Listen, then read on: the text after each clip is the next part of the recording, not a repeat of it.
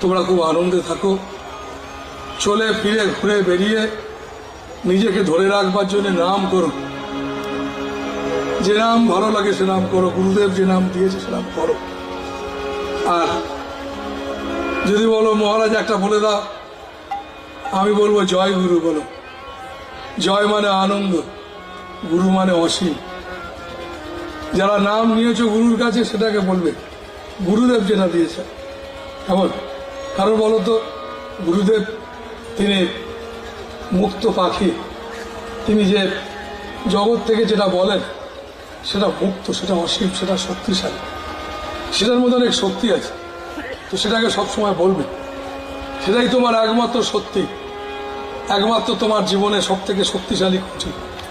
সেটাকে ধরে থাকো এবং একটু একটু করে এগিয়ে চলো।